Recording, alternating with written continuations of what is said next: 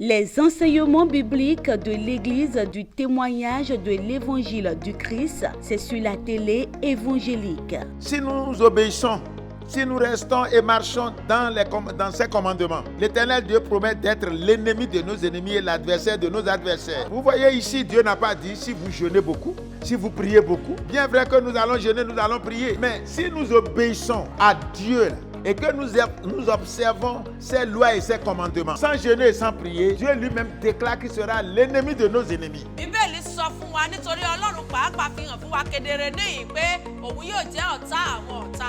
Par ces différents enseignements sur différentes thématiques, vos yeux spirituels s'ouvriront et la vérité vous affranchira. Prenez alors le rendez-vous tous les lundis à 21h et les samedis à 17h30.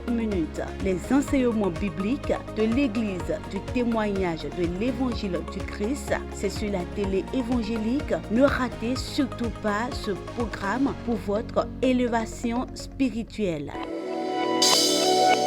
Ẹ jẹ́ kí a gbàdúrà. Prions. Ní orúkọ Jésù. Au nom de Jésus. Aláṣẹ láyé àti lọ́run. Souverain dans les cieux. Ní àṣálẹ́ yìí a dúpẹ́ lọ́wọ́ yín lọ́pọ̀lọpọ̀ ayọ̀ ayìn yín lógo. Ce soir nous te disons merci infiniment. Fún dídá tẹ́ ẹ dá wa sí, fún àlàáfíà yín tí ó ń bá wa gbé. Parce que tu nous as conservé encore la vie pour ta paix.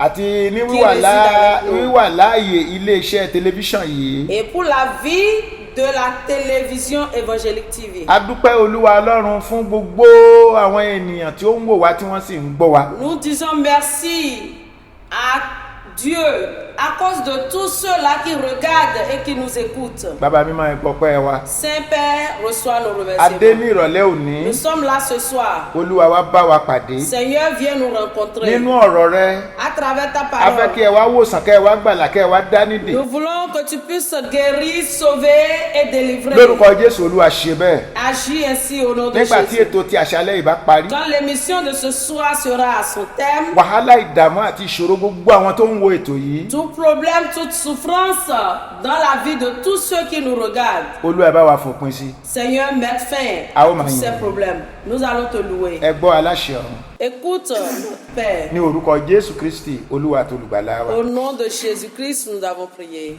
Ògo ni fún Ọlọ́run wa lókè ọ̀run. Gloire à notre Dieu dans les lieux saints. Lẹ́ẹ̀kan sí a tún dúpẹ́ lọ́wọ́ Ọlọ́run ní ìrọ̀lẹ́ òní Ce soir, nous disons encore merci à Dieu fún oore rẹ̀ lórí ayé wa. pour ses bienfaits sur nos vies. Ògo ni fún Jésù Kristi ní òkè ọ̀run. Gloire à Jésus dans les cieux. Ẹ ṣe ọ̀rọ̀ Ọlọ́run tí a ó gbọ́ ní ìrọ̀lẹ́ òní. Le thème du message de ce soir Òun ni mo pè ní lílo ayé wa pẹ̀lú ìbẹ̀rù Ọlọ́run. est intitulé L'usage de notre vie dans la crainte de Dieu. Lílo ayé wa pẹ̀lú ìbẹ̀rù Ọlọ́run. L'usage de notre vie dans la crainte de Dieu. Ní àṣálẹ́ òní, Ce soir, oríṣi ènìyàn méjì òun ni Ọlọ́run ní kí n bá sọ̀rọ̀. Dieu m'envoie parler à deux catégories de personnes. Ní àkọ́kọ́, Premièrement, àwọn ènìyàn tí wọ́n ti gba Jésù ní Olúwa àti olùgbàlà. les gens qui ont déjà reçu Jésus comme leur Seigneur et Sauveur personnel. Ẹlẹ́dàá ọ̀run òun ayé ní kí n bá wọn sọ̀rọ̀. Le Créateur des cieux et de la terre m'envoie leur parler. Ó ní kí a ṣí wọn níyè. Il a dit d'ouvrir leur intelligence. Àwọn ẹnì kejì, Et de la deuxième mo lè pè wọ́n ní catégorie, àwọn èèyàn tí wọ́n kọ̀ tí wọ́n ò fẹ́ mọ Ọlọ́run ẹlẹ́dàá wọn. je peux les appeler ou les désigner par ceux-là qui ont refusé de reconnaître leur Créateur. Bíbélì sọ wípé àwọn ènìyàn fẹ́ràn òkùnkùn ju ìmọ́lẹ̀ lọ nítorí pé iṣẹ́ ọwọ́ wọn burú. Parce que la Bible a dit que les gens aiment l'obscurité plus que la lumière à cause des mauvaises œuvres qu'ils détiennent. Lẹ́ni tá a sì wà yìí, Et aujourd'hui, òtítọ́ ò tà mọ́. la vérité n'est plus achetable. Òtítọ́ ò tà. Personne ne veut plus acheter la Irọ́ ló ń vérité. jọba ní gbogbo àgbáyé. C'est du mensonge qui chapeaute le monde. Títí fi dé ìjọ Ọlọ́run pàápàá. Jusqu'au milieu des enfants de Dieu dans l'église. A tún rí àwọn èèyàn tí wọ́n wà nínú ìjọ Ọlọ́run tó jẹ́ pé nínú irọ́ ni wọ́n sì tún rìn. Nous pouvons voir encore des gens dans l'église de Dieu qui marchent rien que dans le mensonge. nígbà tọ́lọ́run ṣe tó tí kú títí di àkókò yìí. Et comme Dieu a permis, il t'a permis d'être encore en vie jusqu'à cet instant-ci. Ọlọ́run ní kí n bá ọ sọ̀rọ̀. Dieu m'envoie tout. kó o lè mọ̀ irú ìwà tó yẹ kó o máa hu, irú ìgbésẹ̀ tó yẹ kó o máa gbé nínú ayé tó wà. Ainsi tu sauras comment vivre et comment te comporter dans ce monde. Bíbélì sọ pé Ọlọ́run wá wà ní ọ̀run, ó ṣe ohun gbogbo tó wù. La Bible a dit que notre Dieu est dans les cieux et il fait tout ce qu'il veut. Dáàdì mọ́mí, Ọlọ́run ò fi ẹ́ sínú ayé pé kó o máa ṣe ohun tó wù ọ́. Papa, maman, Dieu ne t'a pas permis d'être en vie pour pouvoir faire ta propre volonté. Ayé rẹ o gbọ́dọ̀ lò ó pẹ̀lú ìbẹ̀rù Ọlọ́run ni. Tu dois utiliser ta vie avec la crainte et dans la crainte de Dieu. Fún ẹ̀kúnrẹ́rẹ́ àlàyé, ẹ jẹ́ ká wo ọ̀rọ̀ Ọlọ́run. Allons dans la parole de Dieu pour Mo de wà plus en nínú plus ìwé Oníwàásù orí d'explications. kejìlá. Je suis dans le livre des paroles du sage, chapitre 12, Ecclésias, Orí kejìlá, a ó ka ẹsẹ̀ kínní wá dé karùn-ún. chapitre Ó 12. rántí ẹlẹ́dàá rẹ̀ nísinsìnyí ní ọjọ́ èwe rẹ. Pendant que tu es jeune, n'oublie pas celui qui t'a créé. Nígbà tí ọjọ́ ibi kò tí ì dé, Souviens-toi de lui avant que ne viennent les jours du déclin. àti tí ọdún kò tí ì súnmọ́ etílé, nígbà tí ìwọ yóò wí pé èmi kò ní inú dídùn nínú wọn. Et le moment où tu diras, je n'ai point de plaisir à vivre. Nígbà tí oòrùn tàbí ìmọ́lẹ̀ tàbí òṣùpá tàbí àwọn ìràwọ̀ kò tí ì ṣú òkùnkùn, àti tí àwọ̀sánmọ̀ kò tí ì tún padà lẹ́yìn ọjọ́. Alors le soleil s'assombrit, la lune et les étoiles se ternissent, les nuages reviennent sans cesse après la pluie. Ní ọjọ́ tí àwọn olùṣọ́ ilé yóò wárìrì, àti tí àwọn ọkùnrin alágbára yóò tẹrí wọn ba. Alors le gardien tremble de peur, l'homme vigoureux se courbe. Àwọn ọlọ yóò sì dákẹ́ nítorí tí wọn kò tó nǹkan, àti àwọn tí ń wòde lójú fèrèsé yóò ṣú òkùnkùn. Les meuniers cessent de moudre par manque de compagnie. La femme renonce à paraître à sa fenêtre. Tí ilẹ̀kùn yóò sì sé nígboro nígbà tí ìró ọlọ yóò rẹlẹ̀, tí yóò sì dìde ní ohùn kíké ẹyẹ, àti tí gbogbo àwọn ọmọ obìnrin ọrin yóò sì ṣílẹ̀. Alors la porte se referme sur la rue, le bruit du moulin baisse, le chant de l'oiseau s'éteint, toutes les chansons s'évanouissent. Ẹsẹ̀ karùn-ún tó gbẹ̀yìn. Verset 5, le Ó ní dernier. àti pẹ̀lú tí wọn ó bẹ̀rù ibi tí ó ga, tí ìwárìrì yóò sì wà ní ọ̀nà, àti tí igi àlùmọ́ndì yóò tanná, tí ẹlẹ́ngà yóò sì di ẹrù, tí ìfẹ́ yóò sì ṣá, nítorí tí ọkùnrin ń lọ sí ilé rẹ̀ pípé. Àwọn aṣọ̀fọ̀ yóò sì máa kígbe káàkiri. On a peur de gravir une plante. On a des frayeurs en chemin.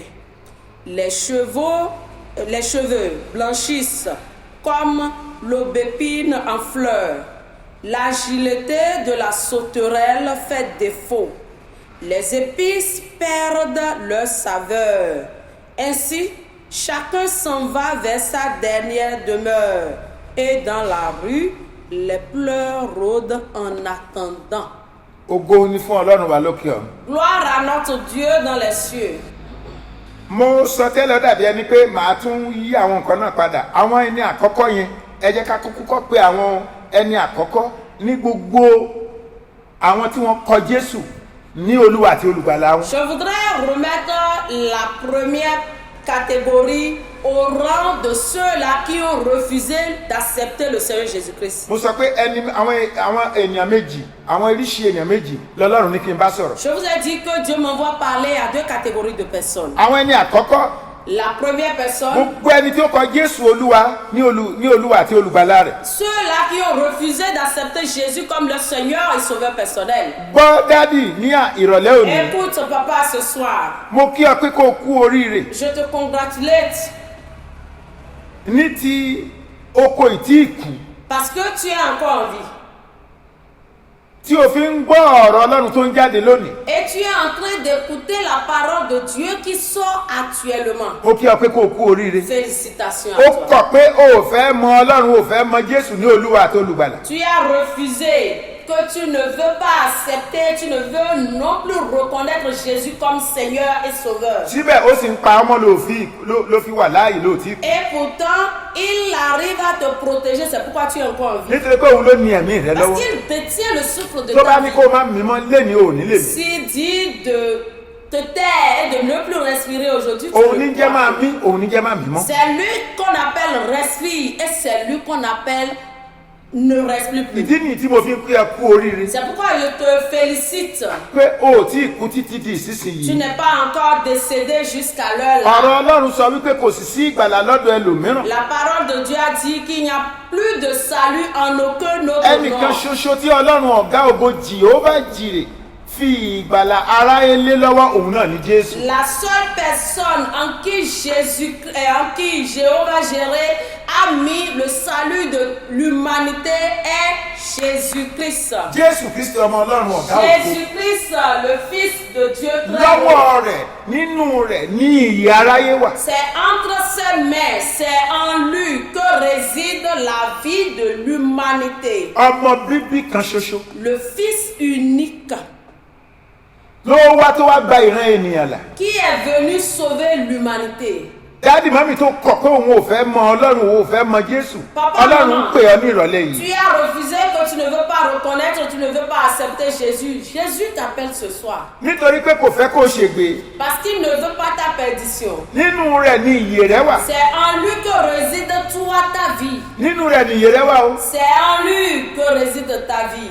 Kò lẹ́gbọ́n kò lábúrò, Jésù ni mo ń sọ ń parẹ́. Je parle de Jésus qui n'a ni de grand frère ni de petit frère, Gbogbo ni de petite sœur. ìtòhùn kẹ́yìn máa sọ, wọ́n kàn ń sọ yẹn lásán ni kò Tout kan Ọlọ́run. ce que les gens se racontent, ils sont en train de palabrer. Dieu n'en a pour rien. Iṣẹ́ àwọn àpọ́sítélì orí kẹrin ẹsẹ̀ kejìlá ló sọ pé kò sì sí ìgbàlà lọ́dọ̀ ẹlòmíràn. Acte 4, verset 12 a dit, il n'y a point de salut en aucun autre Nítorí pé nom. lábẹ́ ọ̀run yìí kò sí orúkọ mìíràn nípa èyí tá a lè fi gbà wá là, mò ń sọ nípa ìgbàlà nípa tara àti nípa tẹ̀mí. Parce que sous les cieux, il n'y a plus un autre nom par qui nous pouvons être sauvés. Je parle du salut charnel que spirituel. Àfi kó ronú wò.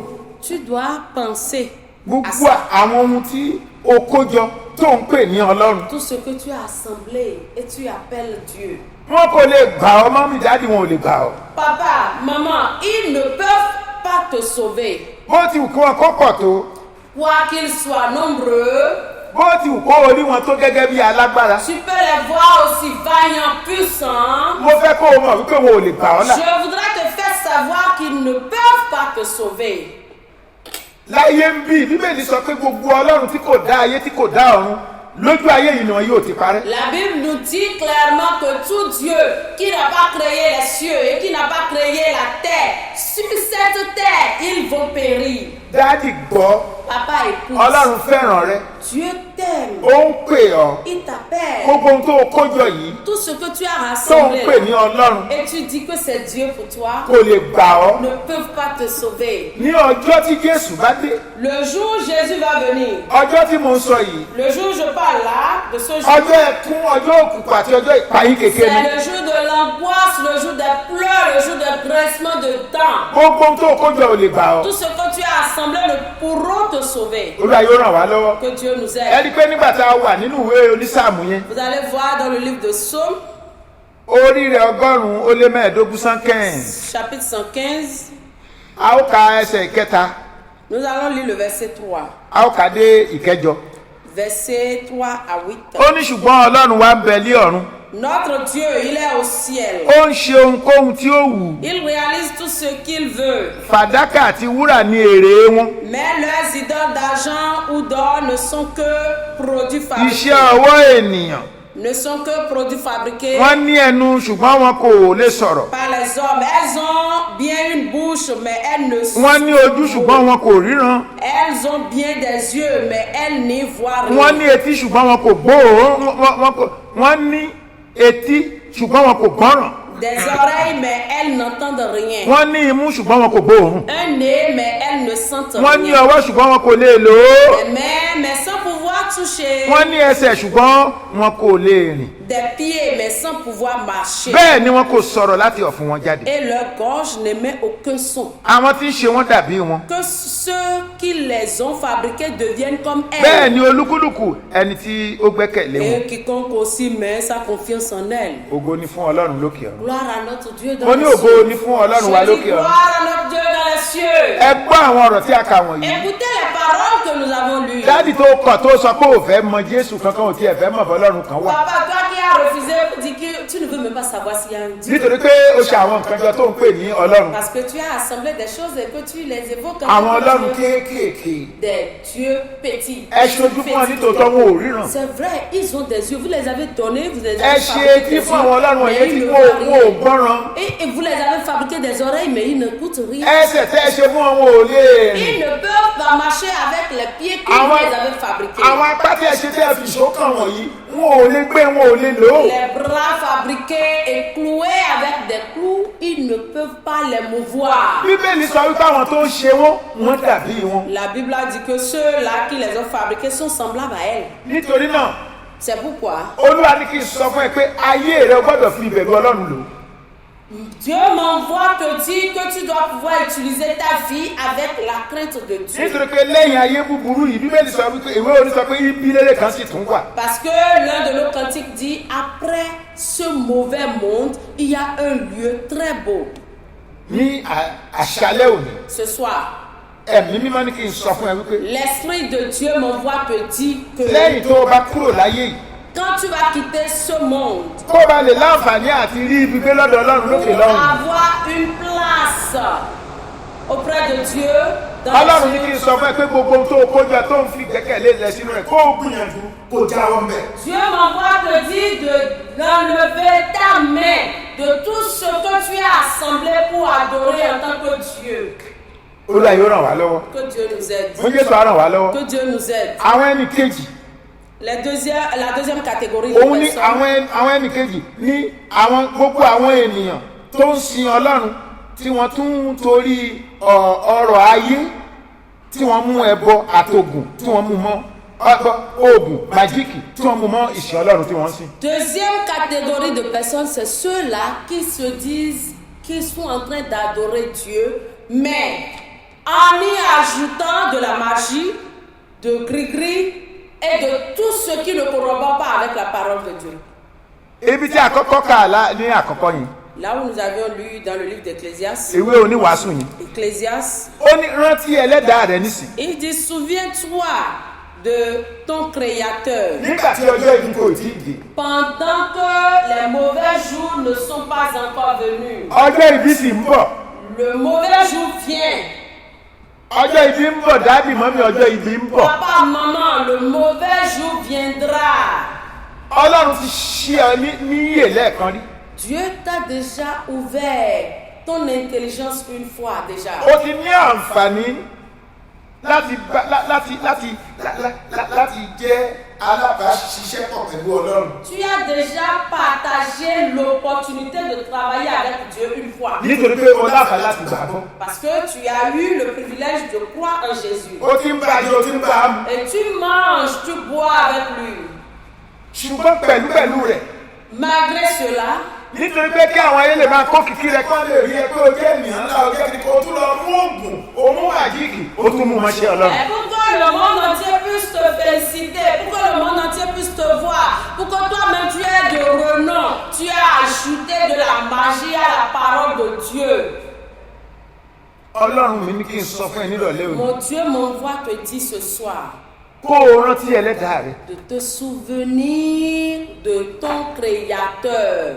ìbẹ̀rù olúwa òun ni ìpìlẹ̀ṣẹ̀ ọgbọ́n bíbélì ló sọ bẹ́ẹ̀. La crainte de l'Éternel est la source de l'intelligence. C'est ça la Bible nous a dit. mọ́mí ọlọ́run yìí ló pè ọ́ Maman, c'est ce Dieu qui t'a appelé. sí pẹ̀lú ìbẹ̀rù. Il faut l'adorer. Daddy Ọlọ́run yìí ló pè ọ́. papa, c'est Dieu là qui t'a appelé. òun ló yàn ọ́. Et c'est lui qui t'a choisi. Sìn ín pẹ̀lú ìbẹ̀rù. Adore-le dans la crainte. níbi gbogbo tá a bá gbé wà. Partout où nous sommes. àwa tí ó pè tó tún fi iṣẹ́ lé lọ́wọ́ tá a jẹ́ ambassador fún un. Nous qui sommes les ambassadeurs du Christ. aṣojú ọlọ́run lórílẹ̀‐èdè ni Nous wá. qui sommes les représentants de Dieu sur la terre. ọlọ́run fẹ́ ká fi ìbẹ̀rù sí òun ọlọ́run. Dieu veut que nous l'adorons dans sa crainte. kò fẹ́ ká mú nǹkan kan mọ́ òun. Il ne veut qu'on y ajoute rien. nígbà tó jẹ́ ọlọ́run owú. Parce qu'il est un Dieu jaloux.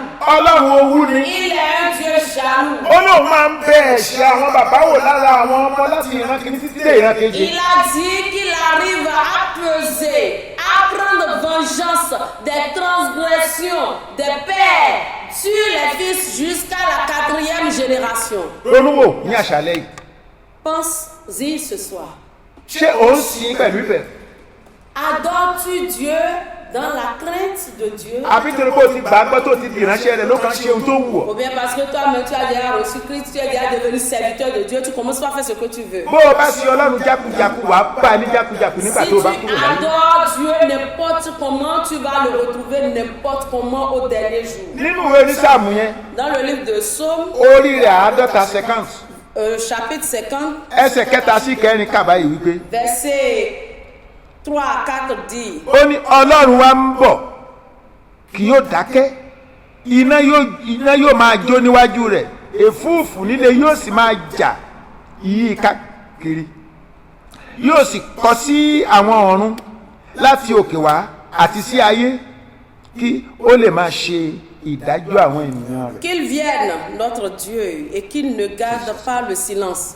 Un feu dévorant le précède. Autour de lui, l'ouragan se déchaîne. Dieu convoque le ciel, là-haut et la terre pour assister au jugement de son peuple. pour assister au jugement de son peuple. ọlọ́run ń bọ̀ ọlọ́run fẹ́ ṣe ìdájọ́ àwọn ènìyàn rẹ̀. Dieu va juger son peuple. nítorí náà bó o bá ń ṣe ohun tó wù ọ́ torí pé a ti établi rẹ tu es prophète tu es pasteur tu es bishop tu es archibishop tu es tout ce que tu peux te donner comme nom et tu fabriques n'importe quoi ọlọ́run ń bọ̀ láti ṣe ìdájọ́ rẹ̀.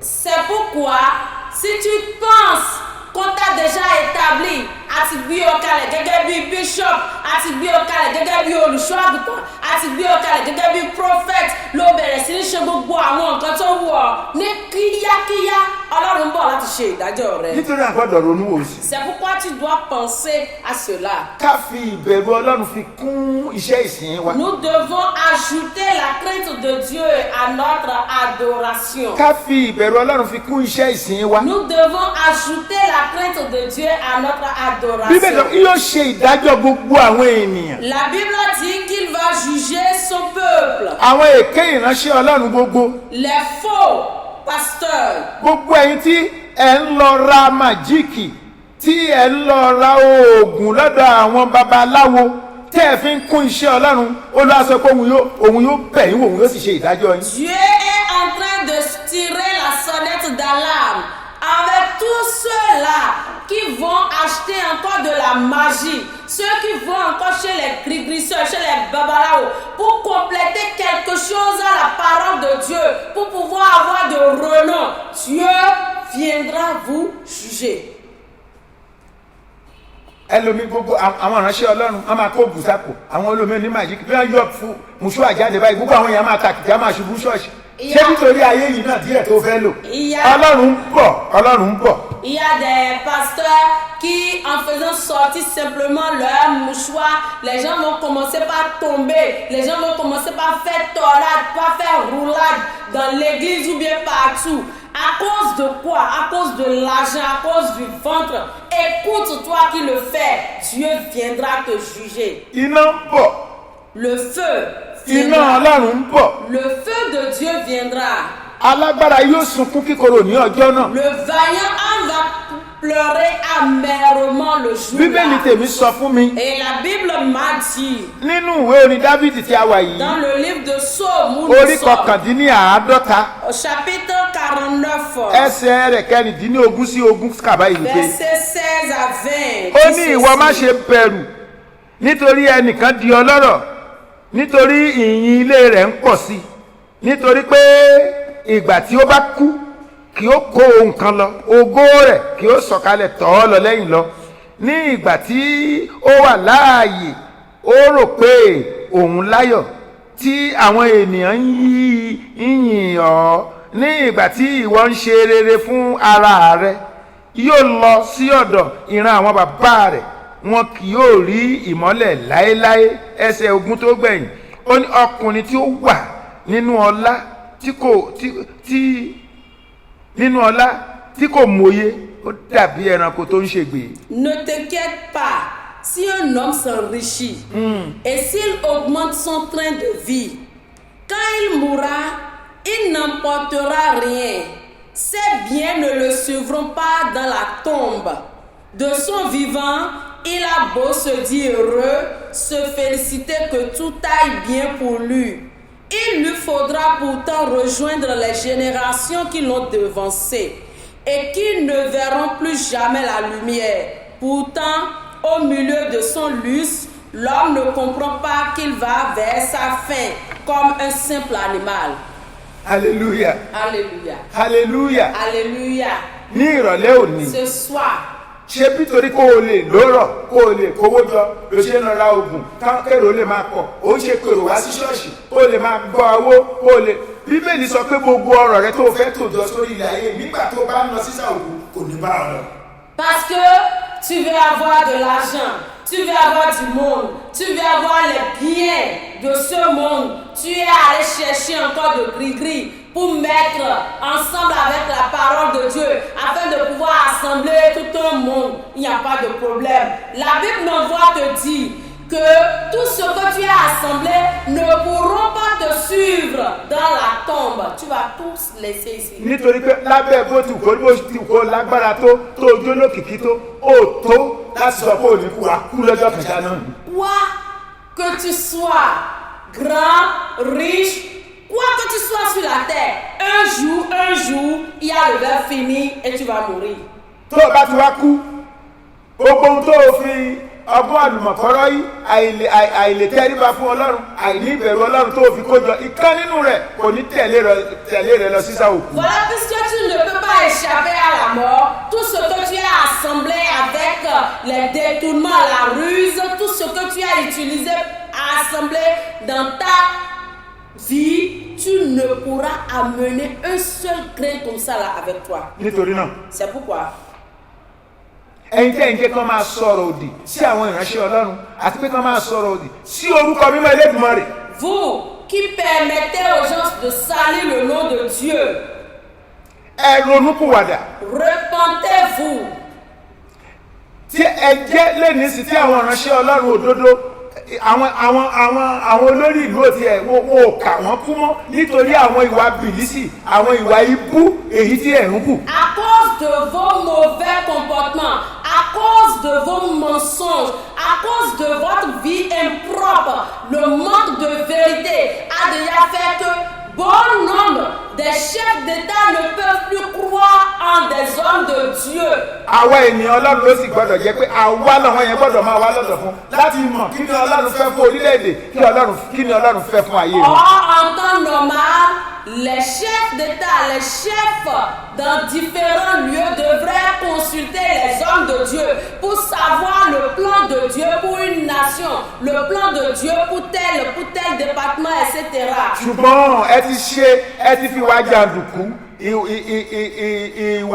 ìwà ọmọ àlè nítorí bẹ́ẹ̀ kì í ṣe ọmọ Ọlọ́run tòótọ́, ẹ kì í ṣe ìránṣẹ́ Ọlọ́run tòótọ́, ẹ ti fi bà orílẹ̀-èdè jẹ́ tó jẹ́ wípé gbogbo nǹkan náà dà bó ṣe dà lónìí. Ẹ ronúpìwàdà Mais pas votre manière de corrompre, votre escroquerie, parce que vous êtes des enfants bâtards. Si vous étiez des véridiques enfants de Dieu, vous alliez vous comporter comme un digne fils de Dieu. Vous avez déjà tout gâté. Àtẹ̀yìn àtàwa Et vous et nous, àti gbogbo olùgbọ́ Evangel Television. tous ceux-là qui nous suivent sur la télévision évangélique, Ẹ jẹ́ ká ronúpìwàdà. nous devons nous Nítorí pé repentir. àrùn ti lóyún ó sì fẹ́ bí Jésù Parce que láìpẹ́. le ciel est déjà enceinte et Jésus sera enfanté. Bí Jésù bá dé bó bá lọ bá yín nínú kò tí ẹ wà Si yẹn, Jésus revenait et te retrouvait encore dans cette posture, ẹ ó pa ìtìjú Ọlọ́run padà. tu vas ramasser la honte de bí Dieu. jésù bá tí ì dé Si Jésus tardait ní dans ọ̀sẹ̀ sa tó tún venue, bọ̀ á tún gbọ́rọ̀ ọlọ́run la sí. semaine prochaine, nous allons écouter On y la va, parole ouais. de Dieu.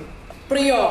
Père, nous te disons merci, Merci. pour la parole à nous adresser ce soir. Reçois le remerciement au nom de Jésus. Amen. Que Amen. cette émission soit pour l'édification des saints au nom de Jésus. Amen. Merci parce que tu nous as reçus. Merci, Merci papa. parce que tu nous as exaucés. Merci. Au nom de Jésus, nous avons prié. Amen. Amen.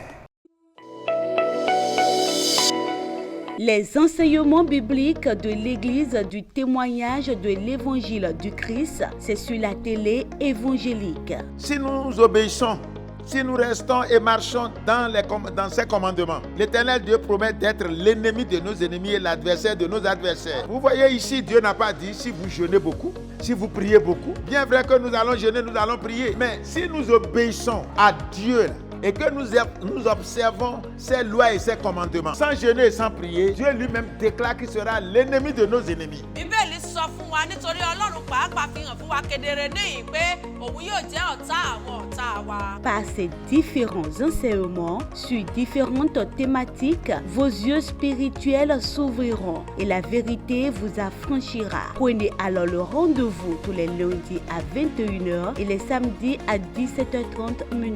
Les enseignements bibliques de l'Église du témoignage de l'Évangile du Christ, c'est sur la télé évangélique. Ne ratez surtout pas ce programme pour votre élévation spirituelle.